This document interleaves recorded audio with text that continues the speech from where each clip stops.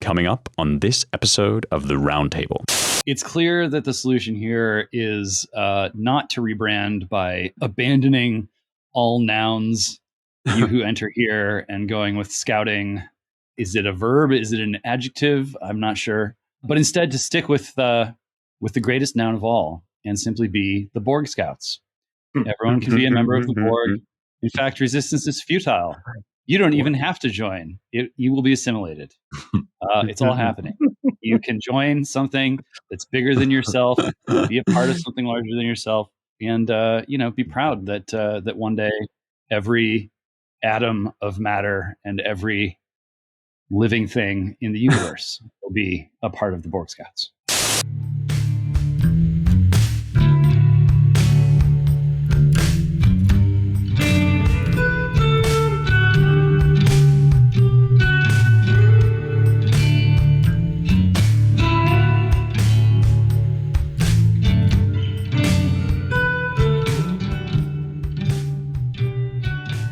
Welcome, everyone, once again to the Roundtable, the publisher and editor's podcast at the American Mind here at the Claremont Institute.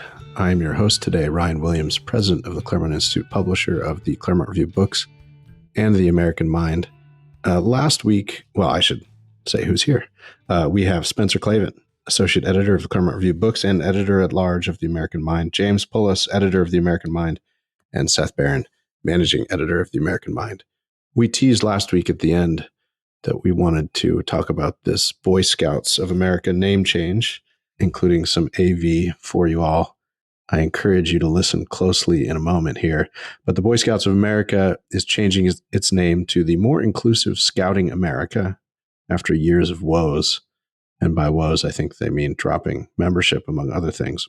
Just for background, I would point everyone to a now 10-year-old article, a little more than that actually, called Scouts Honor by a friend of the Claremont Institute and longtime employee years back, Katie Arn, married name Katie O'Toole or Kathleen O'Toole, now works at Hillsdale College, related to Larry Arn, you'll not be surprised to learn, and doing great work running their charter school program, among other things. Katie looked at the Boy Scouts handbook at 100, and even over 10 years ago, the changes were clear. The switch was from an emphasis on civic participation, responsibility, the manly virtues as a catch-all term, and the adoption of merit badges for diversity, inclusion, and equity. I mean, they didn't quite put it that way back then, but that's basically what they were trending towards. So rather than examine perhaps their falling away from their traditional principles as one reason for their drop in membership, they have instead decided to lean into inclusion, including admitting girls to the Boy Scouts, but now Scouts of America. So before all that, though, I just want to have the president of the new Scouts of America tell us why he made this change or why they're making this change. And I think his definition of why, to me, seemed pretty expansive and interesting, if not comical. So let's play it. Sends this really strong message to everyone in America that they can come to this program, they can bring their authentic self, they can be who they are, right, and they will be welcomed here. The argument that I make with the people that say, well, I always like Boy Scouts of America or BSA, why do we have to change? Go, membership is at historic lows, right? Part of my job is to reduce all the barriers I possibly can for people to accept us as an organization and to join. So one way of expanding membership in an organization, it seems to me, if we take the principles elucidated there, is to abandon all criteria for membership.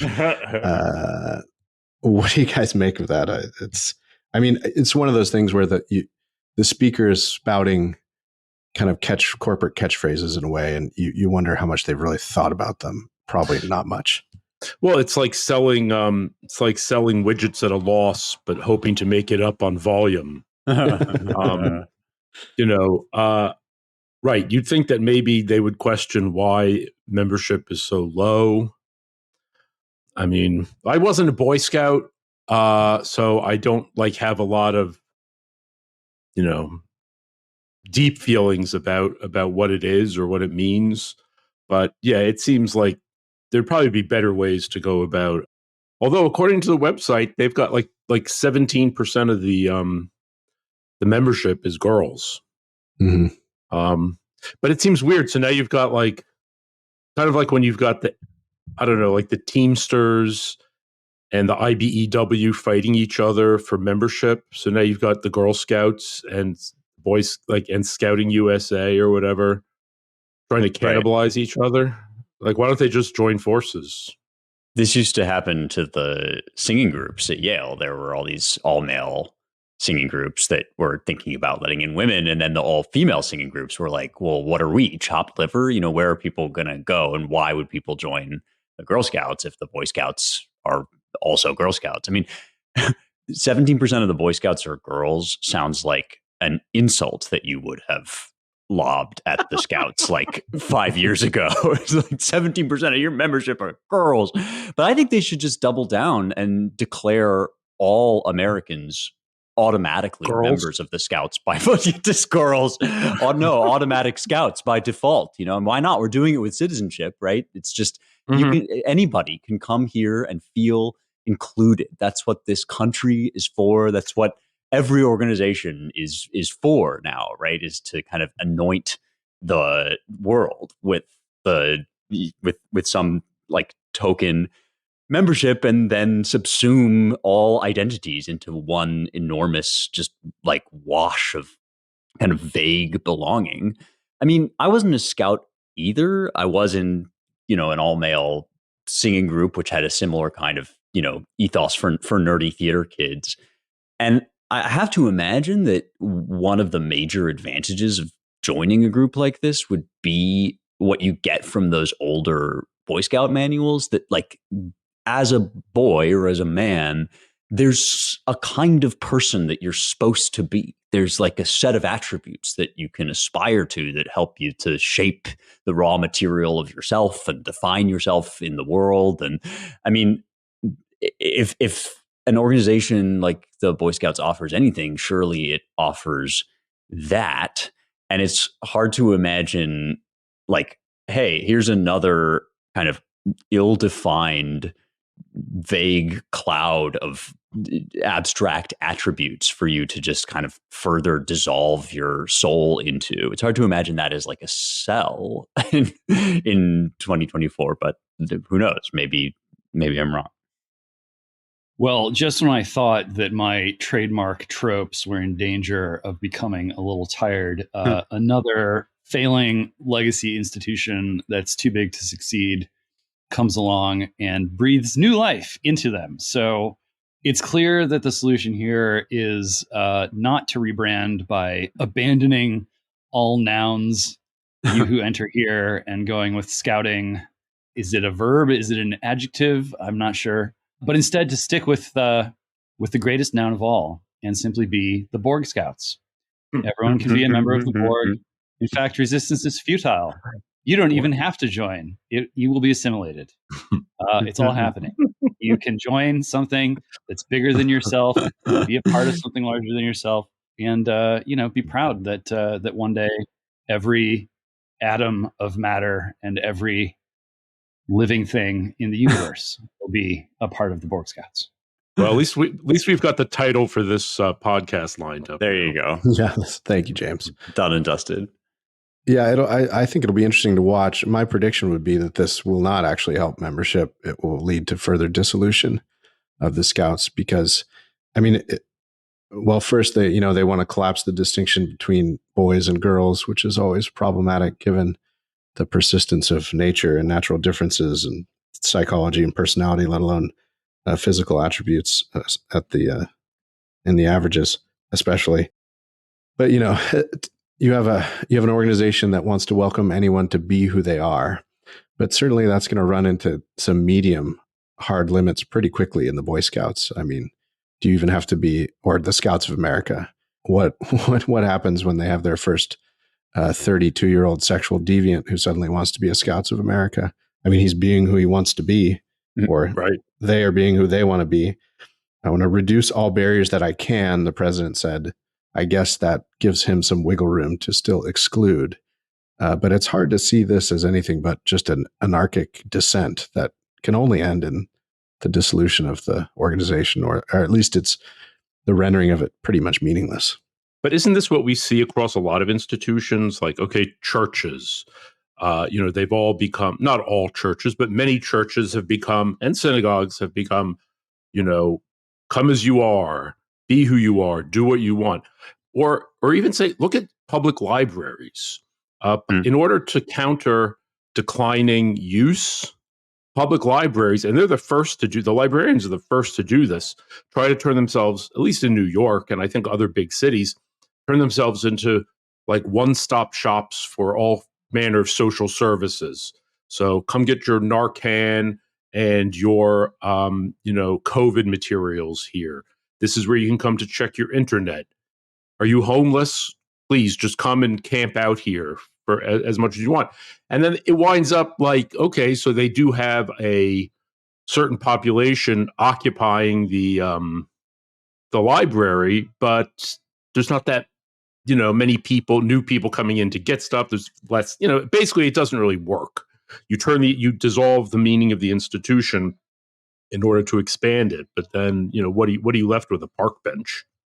Well, I mean, I think there's something to this, because when you listen to this gentleman, this human talking about bringing your authentic self, one way of tracing what's going on is to just kind of go back to psychoanalysis and kind of emotivism and all those things that all of the great non-lefty, although a few lefties even, sociologists of the mid to late 20th century just sort of banged on about how horrible it was and how it would ruin everything. And then it proceeded to horribly ruin everything. And here we are.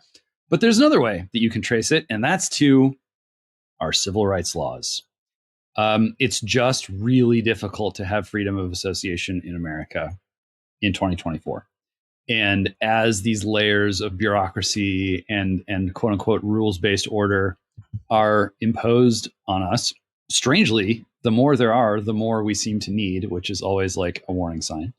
It's just really fatiguing for any significantly sized institution to try to draw the line of exclusion, and then you do have the 32-year-old pervert who's like, I want to be in too. And you can't say no, because you might get sued, or you will probably get sued, or definitely get sued, or just a public relations nightmare. I mean, this is really, this is where the hands have come to on the clock of civil rights law. Anyone gets to do anything at any time, regardless of who they are, or else their fundamental human rights are being violated, and you are going to pay, and you're going to probably be punished. You might go to jail. Either way, you can kiss your beautiful institution goodbye. So I think there's a lot of pressure there. And that's one sense in which this organization is like too big to succeed. There are others. I mean, you look at even just like here in LA, like Warner Brothers is killing movies to take the tax write-off. And, all of these large institutions are struggling to find a way to make it all pencil out in the current year. And their budgets are so big, and they've got so much bloat, and a lot of it is bureaucratic, but a lot of it is just kind of stuff that's accumulated over the decades. And it's really maladaptive to the strange new circumstances that we are drifting into. So there's a lot of like, kind of like a stigma of embarrassment around some of those old shop-worn conservative cliches about things like small platoons.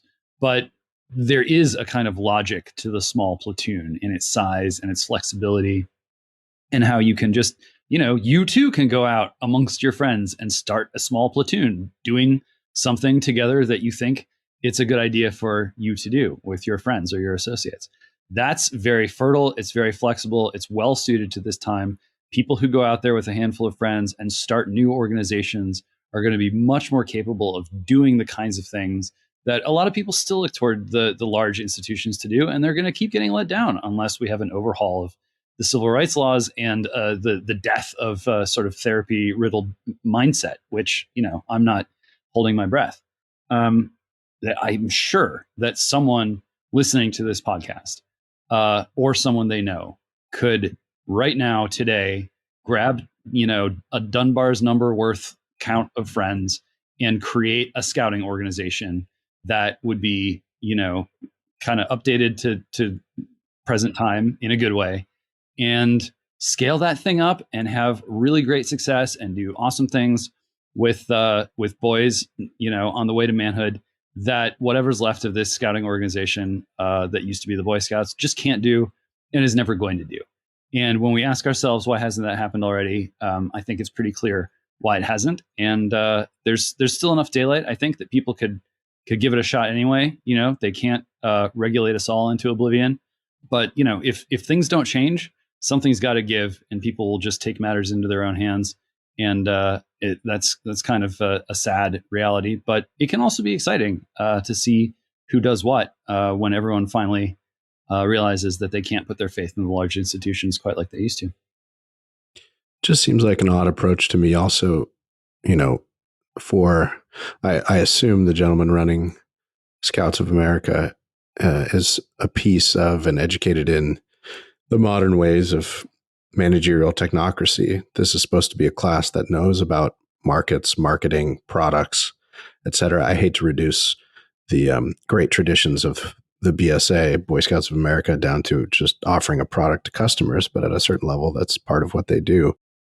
And, sort of marketing 101 is, what is your differentiator? And instead, they've chosen the opposite direction. So hence my prediction that this is not going to go well. Yeah, in that respect, it reminds me a little bit of when Bob Iger of CEO, I think, of Disney, said, we really need to walk back our Star Wars content because we're just producing too much of it.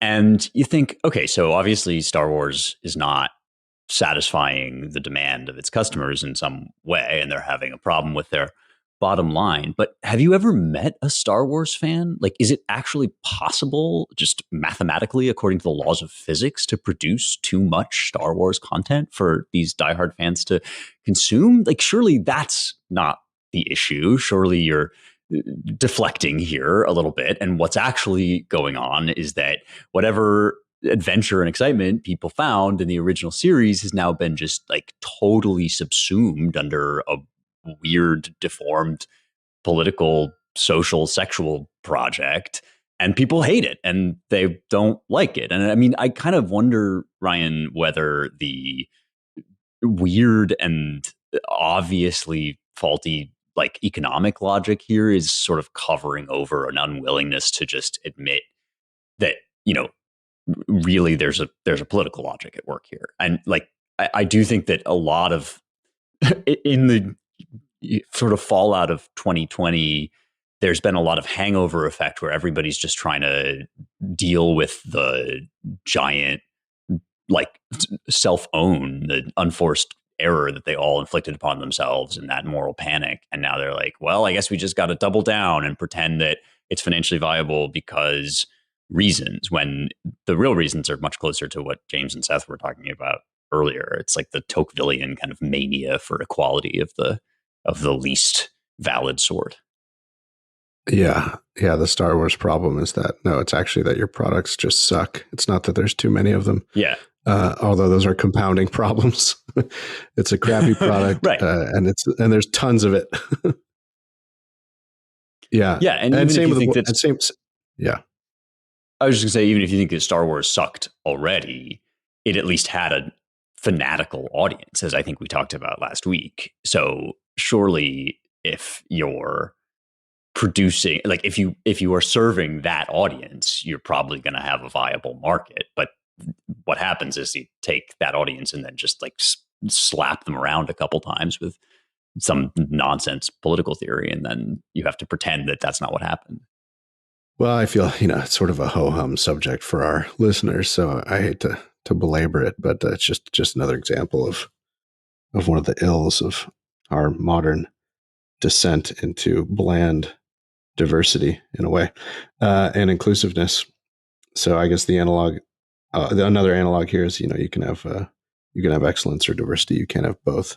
And in some way that applies to these civic cultural offerings that used to be great and are now, I suspect, going to go out of business. Well, I mean, if the Scouts of America is offering the product that it seems to be offering, then the quicker the better. And I will say, James, you tease this, but there are alternative institutions growing up quickly. There's, a sort of Catholic Boy Scouts, and I'm sure there's a Protestant one too, at least one. So I guess let a million market differentiated flowers bloom, and find your local alternative and help build it up. We wanted to talk also about its commencement season, as everyone knows. So X is a wonderful place for viral clips of the good, the bad, and the ugly amongst commencement addresses. We wanted to highlight this one from Kansas City Chiefs kicker Harrison Butker. Gave according to the New York Post, a fiery, and that adjective was used across. But mostly peaceful. Yeah, fiery, but mostly peaceful. Commencement address at Benedictine College in Kansas. And he went full culture war, which I think he had a pretty sympathetic audience. I assume he's Catholic himself because he called out, among others, Joe Biden. He lamented the fact that the leader of the free world, as it were, here it is. Our own nation is led by a man who publicly and proudly proclaims his Catholic faith, but at the same time is delusional enough to make the sign of the cross during a pro-abortion rally. It's one of Biden has many odd tics these days, but he was listening to pro-abortion remarks delivered by Florida Democratic Party Chair Nikki Fried last month, and at a certain point he crossed himself, which seemed very odd and discordant to those who pay attention to such things, and Fox News jumped all over it, of course. And Butker gave a kind of denouncement of moral decay and the collapse of Catholic and Christian values in this country, and admonished the students there to quit being nice and, frankly, quit being inclusive and make some judgments and not be afraid to speak out about moral hypocrisy in politics. That's a theme as old as time, of course, but good for him. I mean, a young guy, 28 years old, I think, and we need more moral courage like this in public venues. So we should applaud it, even if some of our listeners might not agree with every single piece of it, but the spirit of it was good.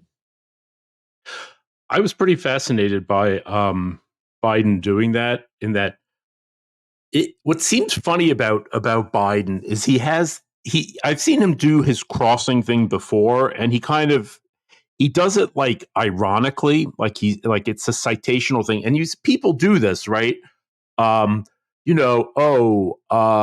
Look, I brought mac and cheese with hot dogs in it to the party, and like someone will say like, "Get thee behind me, Satan." Lord help us. Like, Lord help us, or whatever. Like, and it occurred to me, it's kind of like, since we don't really have evil anymore, but there's still the apotropaic like impulse, like we have to ward off evil. So, and we have all these signs of like warding off evil in our discourse, like Jews say "Kenai Nahora," like no evil eye, or I guess Muslims say "Inshallah" or whatever. Christians, and so the idea of like making the cross in this kind of ironic, fatigued way, the way he did, there is like a vocabulary of that, but he's so addled that he did it in reference to something that's actually like completely contrary to Catholic doctrine. Like, because what he was doing, like she was saying, and the Republicans are so bad, they want to restrict abortion, so you can't have an abortion after 6 weeks. And Biden's like, oh boy, and makes the sign of the cross. But it's like, so it just seems so, I mean, again, it's him being totally like addled and out of it, but also it's like his terrible personality, which is now coming to the fore, and people are kind of waking up to that. He has this rep of being this kind of like sardonic, like fun, like crazy old uncle, but he's really just a complete jerk. Everything he does is like insulting people, yelling at people, calling them fat, telling them they don't know what they're talking about. He's just, and now that he's kind of obviously, going, whenever he gets like fouled up, he just gets angry, which is what you see like old people who have Alzheimer's do. Like they can't, it doesn't compute. So, just seeing things like this, I mean, I don't really have a lot to say about it, but I thought it got me thinking about this whole question of evil, and basically he was like performing a black mass effectively is what he was doing by like crossing himself in praise of abortion. Yeah. It's totally weird. Yeah, I mean, I wouldn't want to press this too far, what I'm about to say, but but I do get this sense from the relationships I've had with people that have, aged into dementia or something similar, or just generally declined into a death of old age, that like the few sparks of personality that are left are kind of like this childlike remnant of the core of the person. So whoever it is that you're dealing with, you sometimes just get like these really distilled, shards of that person without all of the sophisticated techniques we develop in our prime for deflecting or concealing ourselves. And I in no way want to say that like dementia reveals your true nature or something, but this kind of thing does sometimes happen. And that kind of seems like something that is going on with Biden because, right, as you say, he's always been a spiteful, nasty little, political operator. But he's had this enormous apparatus of PR and, self-presentation that has enabled him to kind of pass his just acrimony off as a form of sarcasm or fun-loving, wit or whatever. And now he just doesn't have that degree of control over his image, and nobody can exert that degree of control over his image because he is so just like loose, is so lost in his own decline and senility that you are kind of getting like his true colors in some weird way. I mean, I'm reminded by contrast of a story of a friend of a friend who, declined into Alzheimer's, but as his memory became shorter and shorter, he basically just got locked in praying the rosary because he had this very regular habit of praying the rosary. And so he wandered around, again, in this terrible, tragic condition, but basically in the kind of permanent state of bliss because he was always just so devoted to God. And this is a true story from all I can understand. And again, far be it from me to like make little morality tales over how people end, because all sorts of terrible, tragic, and senseless things happen in this world. But there's something about this that makes me feel like the man's soul is on display, and it's not all that pretty. Yeah, I guess the angle I'd come in on this is somewhere out there is a firewall, and it's like a public opinion firewall. And everyone knows that Biden's like not the best president ever. And a lot of people would agree that he's maybe not even like a particularly good president or is even really doing much as a president. And some of these people voted for Joe Biden, and some of them will vote for him again. And yet there's been this like slowly accumulating sensation that the guy is just not very good. And so at some point out there, something is going to push a significant number of ordinary people, some of whom may well have voted for Biden last time, to a point where they start saying things publicly about how he's bad and he just needs to go. And when that firewall is reached or breached, the bottom could drop out of support for Joe Biden. And it could get to a point where finally the incompetence, the senility, the depressing character of his like final act here will matter more to people than partisan politics, and matter more to them than the propaganda surrounding Donald Trump, which is based around the idea that if we just make Trump into literally, Hitler's number one and Donald Trump is number 1.5, that construct is eroding. And it's possible that Joe Biden will destroy it himself faster than Trump gets in his own way in some kind of, in some kind of hamstringing fashion. So are you? So when I hear like this speech, people are the bubble's starting to pop a little bit. People are starting to be more confident in saying like, you know what, like it's time that we just start saying publicly what we all start saying privately. The guy's got to go, and there's only one alternative right now, and we don't need to talk about who that is because we all know who that is. But so do you think that they're going to move him off of the? They're going to take him off the ticket? One does not simply take a sitting president off the ticket. As far as I know, and I'm not going to portray myself as some kind of expert of the inner workings of national political party sort of rules of order or whatever. But from what I understand, it's just like very difficult, and so difficult that, if you were to try to do that, mm-hmm. it's probably just going to unleash some kind of, just shambles that will be even more damaging than if you had crossed your fingers and hoped for the best. Yeah, I'm kind of thinking that at this point, the Democrats are sort of I almost get this feeling like Fareed Zakaria was on television just saying, yeah, nothing's working, guys.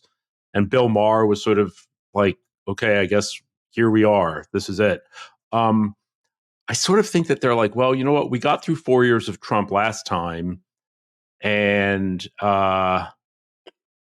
it just empowered us immeasurably and gave us something to do. Like, who cares if he becomes president? We'll just this will be a rebuilding term, and they can prep their next, whoever the next regime hero is. I'm sort of thinking that they might be like willing to take an L on this. I mean, maybe not.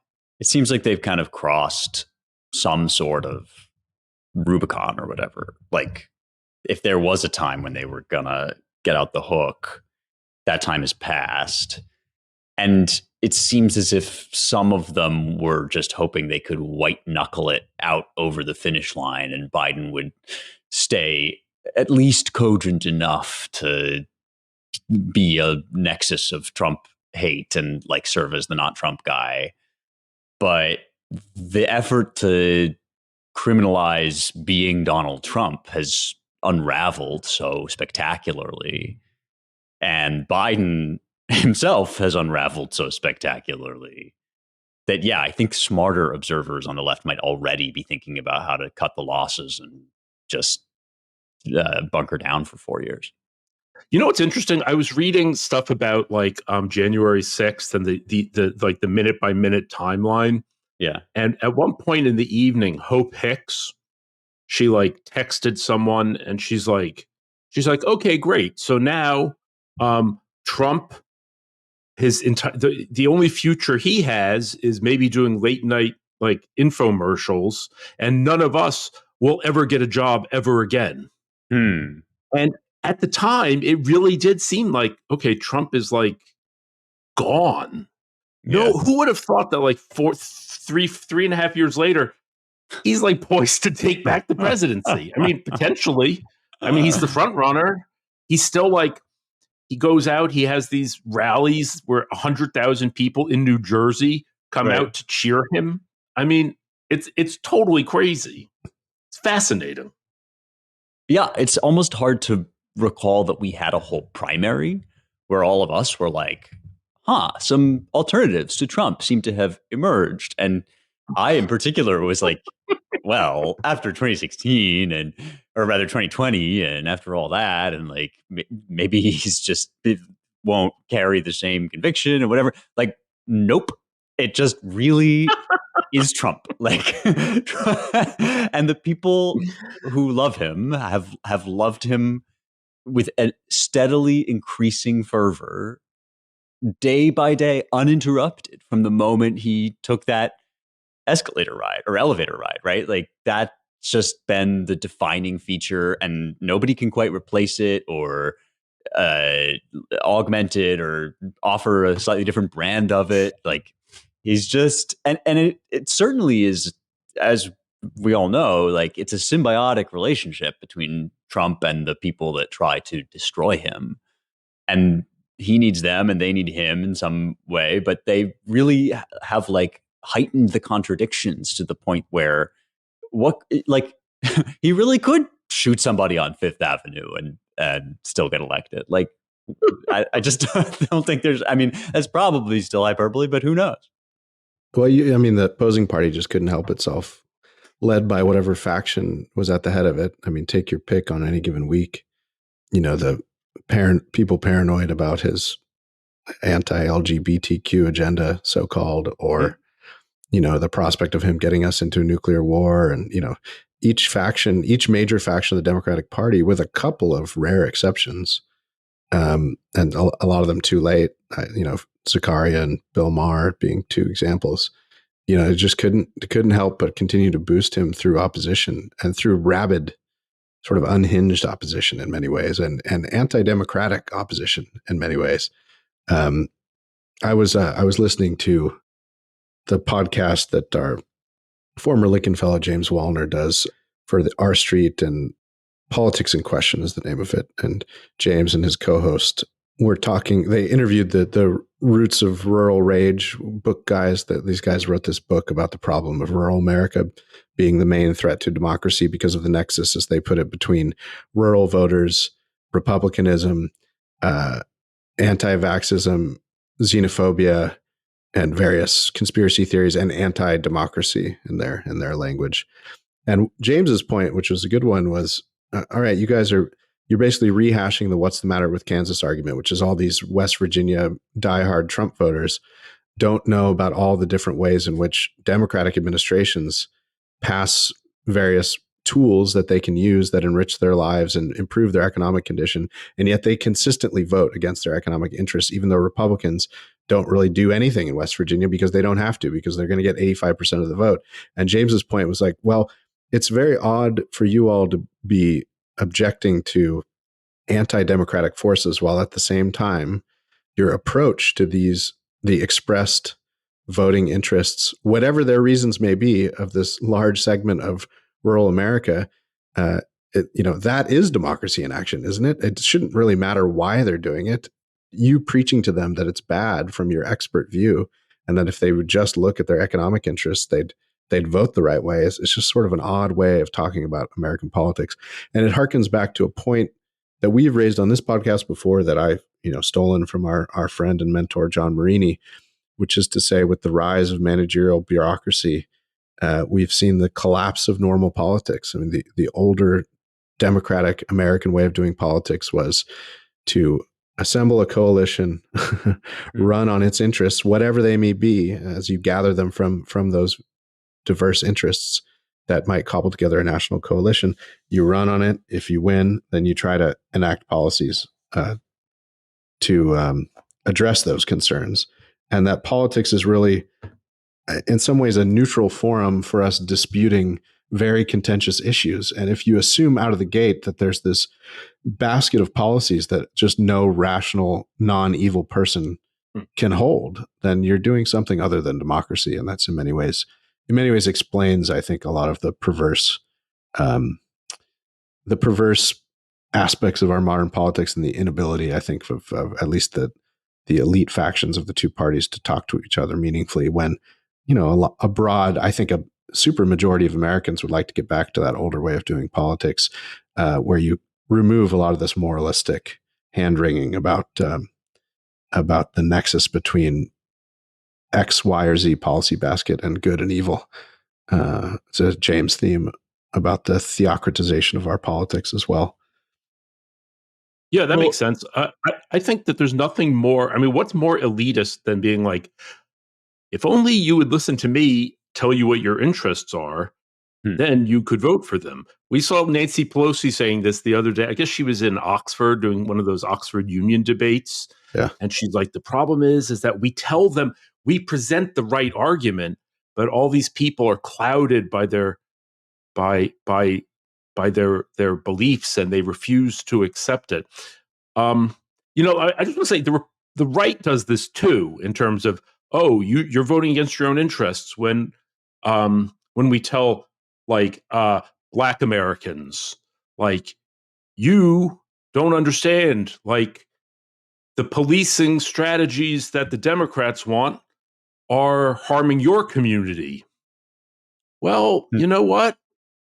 they probably know that too. But for whatever reason, it's a trade-off, and they're fine with it. So, like, why are you bothering us? Is basically like, yeah. What we mean is you're interested in the wrong things, right? When either Democrats or Republicans say you're voting against your interests, what we mean is like the priorities that you have adopted, consciously or unconsciously, seem like the wrong ones to us.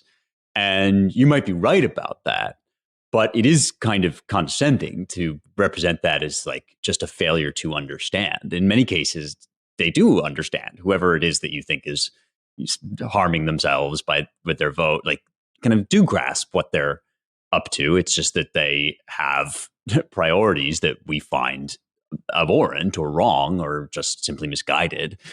But it is interesting that what Ryan is saying about, how we think about politics, because it's certainly no secret that people approach political parties now as kind of like sports teams or something, or even more, maybe like church affiliation, where it cloaks you in a certain moral identity.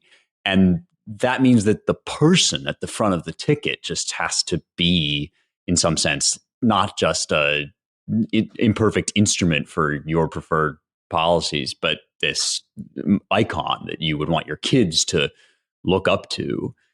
And it just seems like that's a really maddening way to do politics and is driving us insane. I was noticing that there was this funny trend on Twitter for a while where a bunch of kids were like 20-year-olds were posting about how they were going to vote for Joe Biden because they had heard that Biden has a problem with young voters. And so really enthusiastic, true believers, the nerd campaigners were out there being like, I'm 20 and I'm going to vote for Joe Biden. And I guess that's what you do if like you don't have a party to go to on Saturday night. But anyway, like people were quote tweeting them on the right being like, I'm 20 or I'm 33 or I'm whatever, and I'm going to vote for. And the natural thing to say would be like, I'm going to vote for Donald Trump because that's the person that you're voting for if you're not voting for Joe Biden and you're not throwing away your vote.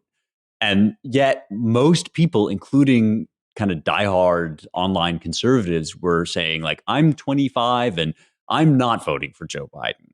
I'm voting against the Democrat Party. And it just seemed like even still among a certain set, there's this horrified reticence to be associated with the name, right? He who must not be named, he whose name shall not be spoken.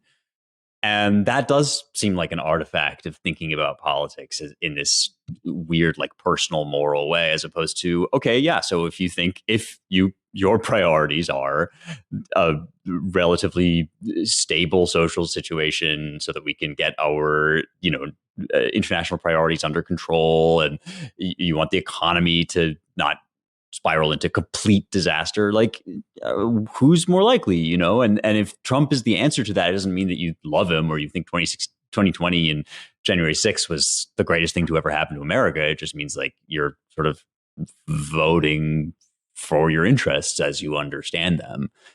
But all of this is impossible in like a theological context, which is, I guess, where we are. Hey, can I just, since you brought it up, let me just correct myself. What Hope Hicks actually wrote on January 6th in a text to Julie Radford was about Trump. She said, in one day, he ended every future opportunity that doesn't include speaking engagements at the local Proud Boys chapter, which is really funny. Yeah. But it's like amazing that was kind of like where his political future seemed to be. The whole thing is just crazy. Yeah. Well, it's another example. So, I mean, imagine if the Democrats had gone about January 6th prosecutions moderately. I think they probably could have ensured that future, that Hope was right about that future, maybe not for everyone in the administration, but certainly could have perpetually drained the air and kept the air out of Donald Trump's balloon. And yet they couldn't help themselves. Mm-hmm. It was the greatest attack on American democracy since the Civil War, which, even if you're fairly unacquainted with American history, seemed preposterous, especially as the sort of smoke cleared after that initial drama of the day, playing reel to reel on CNN and for a couple of weeks after. So it's just another example of cooler heads not prevailing. and overreach backfiring. I mean, we hope. We'll see. I'm a pessimist, and I've been an observer, like we all have, of the kind of Trump media cycle hype deflation around elections, especially with 2020. So I could also see it playing perfectly over the summer and into the fall, which is Biden hits his nadir. Things are really bad, but then somehow it starts to turn around, and the steadily climbing possibility of Biden's reelection becomes a fait accompli by, the end of election night, and then the whole narrative that was run in 2020, whatever you think about the illegalities or whatever, or not think about them, you could see that playing out once again. But maybe not. The recent revelations, if no one's paid attention, in Georgia, among other places, with the local election commission basically being shocked that hundreds of thousands of ballots were improperly counted, and basically cutting off the evaluation process of that shenanigans, is just another example of the veneer coming off the narrative that all was on the up and up in 2020. Anyway, yeah, it is crazy. You're right, Seth. We wanted also to talk about this interesting. Well, it's interesting from a couple of angles. A friend of the American Mind and the Claremont Institute, Lomez, anonymous poster on Twitter, or was anonymous until today, this had been brewing. We had been warned about it, that he got doxxed by Jason Wilson, this Guardian reporter whose beat seems to be, well, it doesn't seem to be, it is, under his own description or his professional description. His beat is, extremism on the right, quote unquote. And he went to great lengths and wrote in a fairly boring long article, which I wonder how many people actually read the whole thing, of tracking down the identification of Lomez, it's now public, so we don't need to worry about it, but John Keeperman. It, as far as I can tell, it instantly backfired. A couple things going on.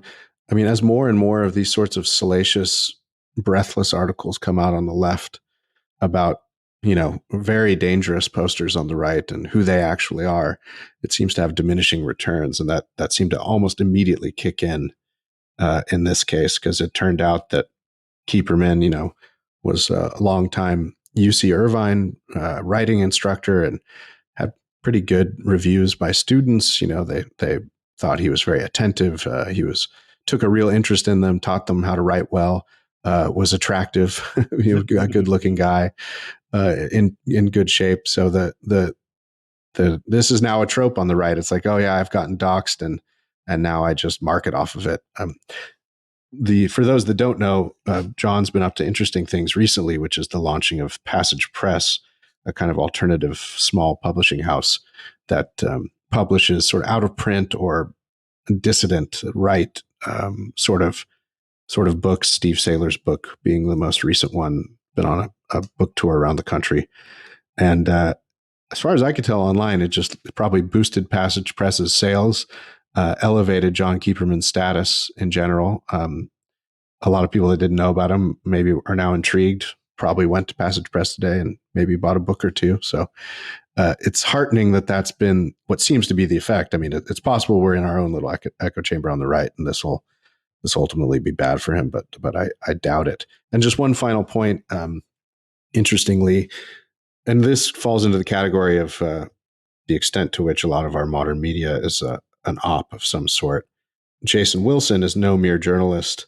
We sort of knew this or had inklings of it, but I didn't really look that deeply into it. But Mike Benz, who we've mentioned on the podcast before, had the following tweet. It was sort of a follow-up from another anon account that said 100% chance that someone who has a PhD in, quote, media history, this is about Jason Wilson, lives in Portland, works for CIA cutout Bellingcat, and, quote, tracks extremist movements, is a sociopathic villain. I don't know if I need to sign on to that characterization of him, but Benz's quote was, so the guy who doxed Lomez also worked for Bellingcat, the CIA beloved private intelligence agency sustained for years by direct grants from the CIA's top cutout, the National Endowment for Democracy. So it's just another data point in the the category of don't believe everything you read uncritically from the press, because a lot of things are going on besides just the facts, ma'am. I thought it was really funny the way, he tried to scare quote everything in this article. And at one point he's talking about Passage Press and how it's trying to be an alternative. And he puts that in quotes, like, and like to offer alternative views and alternative writers. I remember, I guess I'm old enough to remember when alternative was like kind of exclusively something that the left wing used and prized and, kind of flaunted, like, well, we're alternative, alternative radio, alternative press. It's just funny that now, all rock.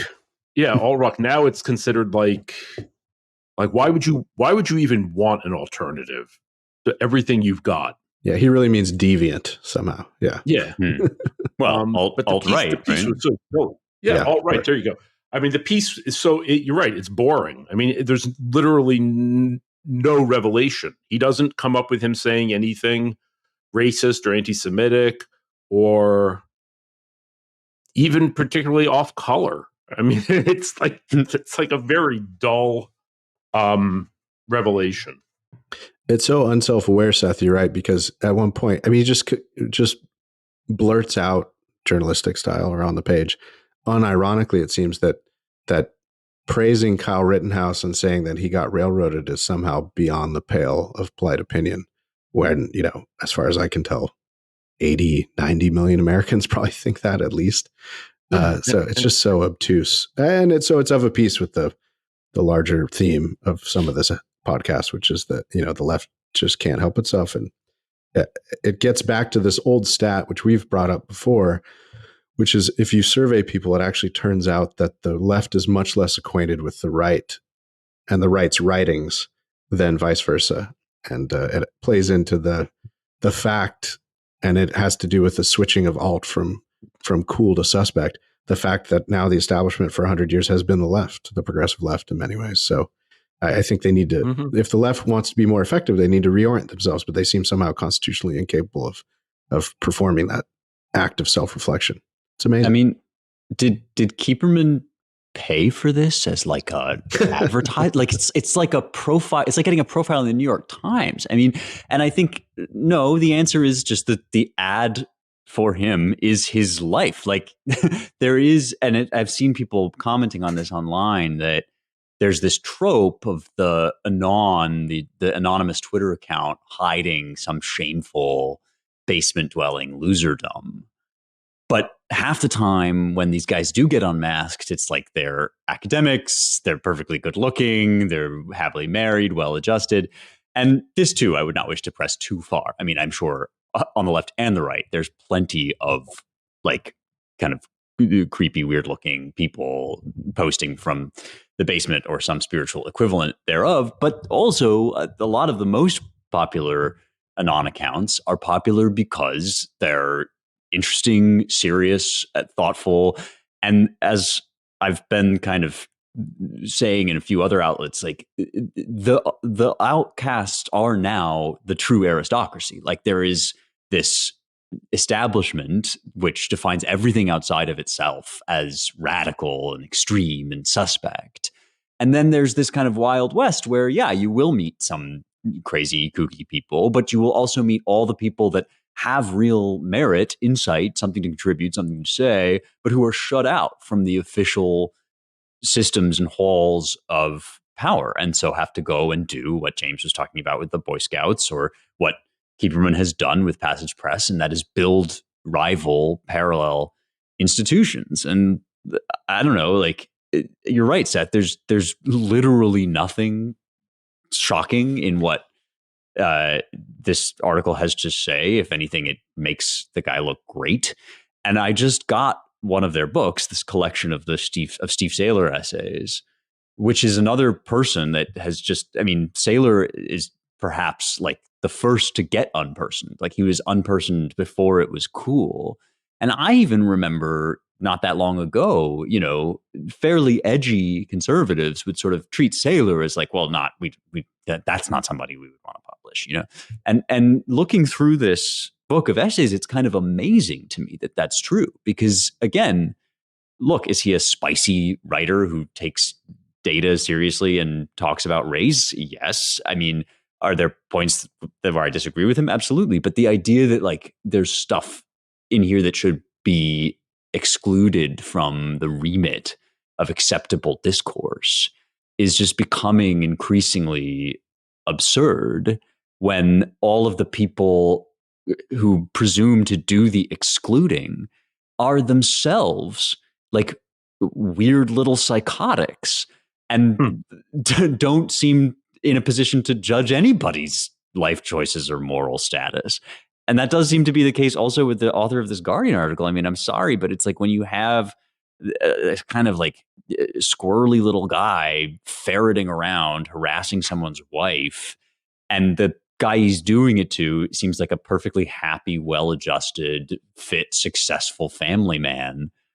You just have to think like, well, this whole system is kind of rotten, isn't it? It's a very odd moment. And Seth, I think you're right to kind of underscore the weirdness of people who used to be proudly alternative. I'm old enough to remember alternate lifestyles. These people are now like the most conformist enforcers that we've possibly ever seen in the history of the United States of America. It's weird because there's like definitely something horrifying about the way they have arrogated so much post-constitutional power to themselves and how they are theocratizing government. And it is really bad, and things could still be heating up, and we don't know how far the lawfare is going to go. And it does seem like the cabal of folks who think that only a woke supercomputer can achieve the due measure of justice in the United States of America, it does seem like they are still very much champing at the bit to use technology and the full force of the federal government to identify and track and surveil and stamp out all of their enemies, political, economic, spiritual, cultural, possibly even ethnic. And that's all very bad, and that we can't minimize the badness of that. But at the same time, it is undeniable that even just looking at the trajectory of these Guardian articles and the win-loss record of this particular guy who's on this particular beat, it does seem clear that journalism is just not working as it is intended when it comes to systematically plucking right-wing individuals from the sea of the internet, holding them up for opprobrium, and low-key inviting various goons IRL to like visit their homes or whatever. It's not really working out that way, and it is working out more like press releases, and it is resulting in more kinds of replies like, wow, cool topic, thanks for sharing, and these people have got in their mind this caricature of like the, low IQ freak with a gun in his hand living in the hillsides of Appalachia who needs to be disarmed and hidden away somewhere. And that's their kind of cliche of the Trump supporter and the flyover country person. And, we need this like moronic freak to be disarmed and kept at the margins of society. But in fact, when you read these Guardian pieces and you check out the character who's cranking them out, like this seems like the epitome of like the low IQ freak with a weapon in his hand who really just needs to be like put out of commission as peacefully as possible. there's some kind of like mimetic weirdness going on here that is probably a topic for a Girardian podcast and not for this one. But a strange cycle has developed where the goon squad goes out in search of right-wing monsters to destroy. They do their level best to do it. The right-wing monsters high-five each other, and the cycle, rinse and repeat. And that's a far cry from the gulag. So the weirdness of this moment is, on a good day, it seems like it's just kind of this ridiculous machine rolls on. The Guardian gets its pump in the SEO rankings or whatever, and the journalist gets his paycheck, and the targeted right winger gets to like have a laugh on X with his friends, and we could keep this going forever. Everyone wins. But on a bad day, it looks like no. In fact, the noose really is closing. The goon squad is not going to be dislodged from power. They're going to arm themselves with AI and stamp out every last vestige of America. So it's tough not to, these are whiplash-inducing conditions. It's very hard to avoid either kind of an insane optimism or an insane pessimism. But that is our lot. That appears to be our lot, is to avoid both of those extremes, and to enjoy the victories when they come, and to not succumb to despair on an off day. I'm sure there's some Churchillian epigram that suits this moment. I can't remember it off the top of my head, but maybe it's he's got that nice one at the beginning of the World War II series. I'll leave it to the reader to look up if they don't know it off the top of their head. Just one last unself-aware or sort of obtuse piece of that. I forget who said it on Twitter. It's one of our former fellows, I think, so forgive me. But they said, he's just like it's of a piece with his assumption that anyone who's for Kyle Rittenhouse is evil, and that is, he maligned Passage Press's publication of Pyotr Wrangel, I forget, one of the Russian whites, aristocrats, anti-communists, his memoir, as if that in and of itself was some evil deed. And our friend said, well, I mean, what's wrong with that? The guy might be right about everything, or even at most things, but are we supposed to be rooting for the Reds? And that's the only one we can publish. So just another example of the absurdity of it and the unself-reflective quality of it, or the unreality of it in a way. Well, we're up on a hard time limit, so we did want to have a little fun with Stormy Daniels and Michael Cohen, but we'll maybe have to leave that off. I think Cohen's testimony is still going, and probably will. I think Wednesday's a dark day. That is the no trial, and then Thursday, Cohen will continue to testify. So maybe we can revisit that. But we should now. We skipped it last week, so we should admonish everyone to read the damn site. So, Seth, what are you reading at American Mind? As ever, we have a tremendous amount of extremely high quality content coming out now. I just want to suggest that a piece that I really, really liked was by T.T. Exolansek, who writes a lot about the trans industry. She does like amazing viewings where she comments on the TV show I Am Jazz, about Jazz Jennings, the unfortunate child who was mutilated by her parents, and they turned it into a TV show. She has this piece, Bonsai Children, all about what puberty blockers are, what they're not, how they disrupt the function of the body, all of the various side effects they can have, and basically just this whole myth that you can that medicine has advanced to the point that it can treat human biology like you would like a tape recorder, and just hit pause and then let it continue when you're ready. It's a great piece. T.T. Exolansek, Bonsai Children. Excellent. Yeah. A topic we've taken up before, but I agree. So worth reading. Spencer.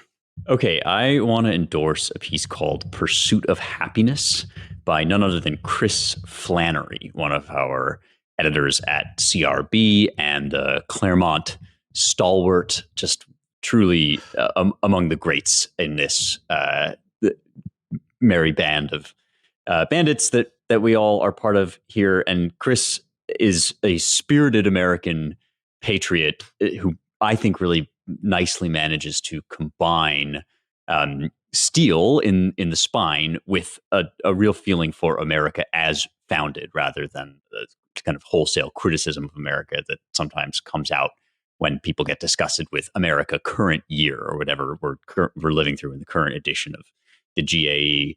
And so Chris's subtitle is Reaching Out to Some Doubters of the American Revolution. And he's speaking to other spirited Americans who, unlike him, feel that the only solution to America's ills is kind of an abandonment of whatever creed or idea of the nation might have motivated our forebears. And Chris points out, I think really importantly, that although it's true what some on the new right say, that America is not just some abstraction. It's not just a set of propositions that anybody can instantly adopt. You can't just import a whole new population and expect them to become Americans. All of that is true, but the history and the identity and the people that made this country were defined in part by their adoption of certain propositions. And Chris writes, America is not just an idea, but there is an American idea. Put simply, it is the idea of political freedom. For my father and grandfathers, this idea was inseparable from all the local and particular parts of America they cared about. So much as you can't tell Appalachian Trump voters what their real actual interests are, much as you can't tell Black people what their real actual interests are, you also can't tell the founding generation or the subsequent generation of American patriots what the country is or what their heritage is that they fought for and in some cases died for. So it's a really good point, and Chris makes it very beautifully in Pursuit of Happiness, which is on the site now. Yeah, and those who like a great essay writing should visit Chris Flannery's author page at Claremont Review Books. He's got some great ones in there going back now the entire history of the Claremont Review Books. Thank you, Spencer. James, what are you reading? Yeah, Flan's piece, very good. It's always tempting to say, obviously this experiment has failed.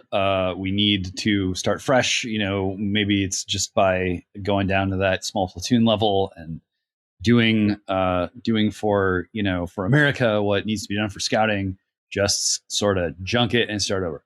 But it is a true fact that one does not simply junk it and start over. And people don't want to be told to be patient, and they don't want to be told no.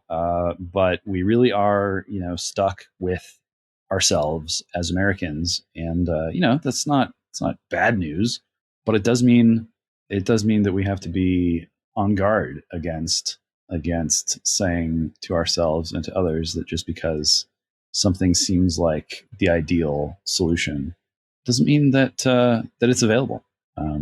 We are who we are, and we got to work with what we got. I want to talk about The Great Divergence by Noel Yaxley. It's a great surname, and the piece is important. It's about the trend. This is not just restricted to the U.S. or even to the West, but you see it in Asia and elsewhere. There is a huge and growing political divergence between young men and young women. Gen Z is it's like, let's see, about 30% divergence in left versus right. The women are lefties, the men are righties, and there's no indication that that's going to change. In South Korea, it's a 50 percentage point gap ideologically between young men and young women. Tons of things that could be said about this. I won't say any of them. The piece is called The Great Divergence by Noel Yaxley. It's short and punchy and will be making you think for a long time to come. So check it out. Excellent. Thank you, James. That's a fairly unprecedented development in modern democracy and republicanism. So it's one to watch. And it will be interesting to see how both parties adapt to that, at least in America, where we seem to be stuck with a two-party system for now, probably for the foreseeable future, barring major constitutional reforms. I will just end quickly because we're out of time. I just wanted to highlight for folks a new feature with Jeremy Carl, Senior Fellow of the Claremont Institute, about his new book, The Unprotected Class, How Anti-White Racism is Tearing America Apart. He has his opening piece is titled Expropriation, the End Game of Anti-Whiteness. If you click on features, you'll see it. You can see 3 responses gathered so far, including one from Bill Vogley, one from the articulate and intelligent young Nate Hockman. So go check out Expropriation, the End Game of Anti-Whiteness, where Jeremy has just a nice précis on a piece of his book, and hopefully whets your appetite for the rest of it. Well, with that, we will end for the week, and I will encourage you all to visit AmericanMind.org, ClaremontReviewBooks.com, Claremont.org to see what we're up to and what we're writing. Go to Claremont.org/donate if you'd like to support our work. We don't sell anything here at the Claremont Institute except a few magazines, so we're reliant on all of your generosity. So thank you in advance, and thank you if you're already a supporter. And rate and review the podcast, please. It helps spread the word. And thanks, as always, to the engineering crew, Jake Gannon and Logan Zappieri. And thank you all for listening. Talk to you next week.